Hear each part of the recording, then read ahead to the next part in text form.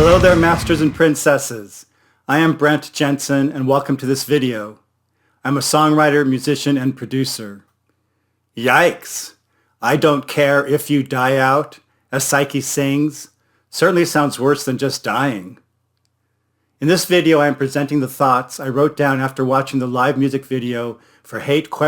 From the Yokohama Arena performance. Keep in mind, some of what I present is my guessing based on what I know, so this narrative could change with more information. Also, please bear with me as I read this to you, as I'm not good at winging it. Besides being awesome, I was struck by two things after watching this video. First, the lyrics. Because of the subtitles, I was able to focus on these lyrics for the first time, and I thought, these are not lyrics that Miku would write.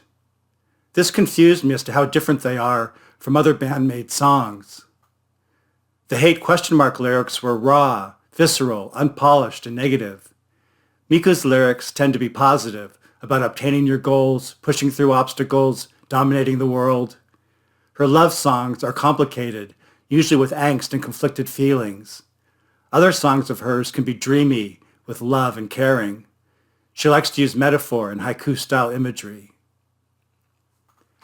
I believe it was Ohrenje's new Saiki documentary where I learned that it was Saiki who wrote the lyrics to HATE ? Her first lyrics, I think, for a whole Band-Maid song. Oh, okay, that makes sense. I remember mentioning to my friend that it was amazing that Miku let these lyrics stand, considering the vibe of the band, but probably realized that she needed to support the creative growth of the band members. Now that I think about it, I wonder if it was Miku who added the question mark to the song title as a way to soften the message. Anyway, related to my thinking on this, another wonderful recent video by Baka Broadcast celebrates Mika Day and talks about how important and wise Miku has been. In this video, they ponder if Band-Maid could exist without Saiki, with only Miku as the lead singer. They seem to come to the conclusion that it could, because we would not know what we were missing if Saiki never joined. But I have to disagree. I think Saiki is critical to Band-Maid, and Miku is even wiser than we know, and this is why. We have heard the story that Miku wanted to form a band where the members wore cute maid outfits but played hard rock music, a crazy juxtaposition of things that one would not expect.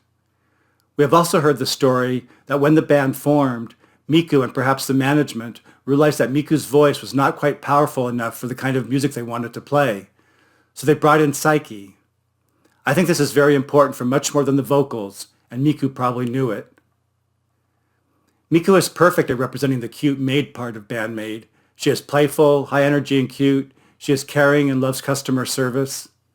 After seeing Clupo, my friend even thought Miku would be a great children's musician. She really is more of a pop singer, I think, having that kind of presence. She does not so much represent or embody hard rock. But who does? Saiki. She is the other half of the equation. For Band-Maid to be legit with hard rock fans, Saiki is critical. Miku and Saiki are the yin and yang of Band-Maid.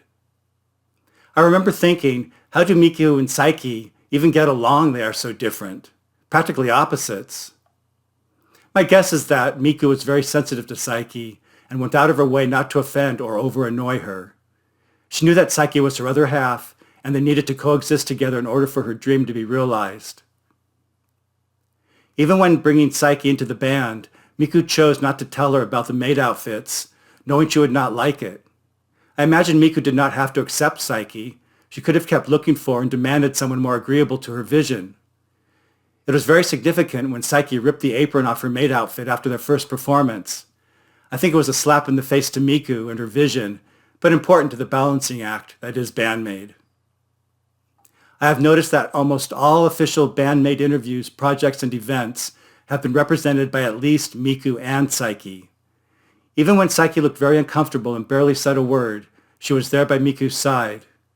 Miku knew it was both of them that represented Band-Maid, not just Miku.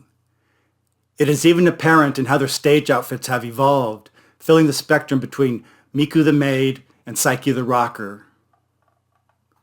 Now that the band is quite well established and Miku has set an amazing foundation, I imagine they could limp along for a while without Miku, though that would be terrible.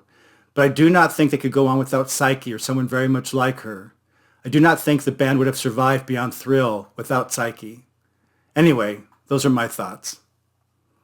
So, Saiki, though it is the positivity that attracts me to Band-Maid, I applaud your lyrics to Hate ? I understand how they are a piece of the complete miracle that is Band-Maid. Now, the second thing that struck me from the performance of Hate ? Was at the start of the solo duet between Konami and Misa. As Misa started to play, Konami crouched down and looked up at her with a big smile. I've never seen another lead guitarist do this kind of thing. Konami was just about to have to play some shredding solos in front of 6,000 or more fans. Did she look worried? Was she concentrating and focused on what she was about to do under the spotlight? Doesn't seem like it.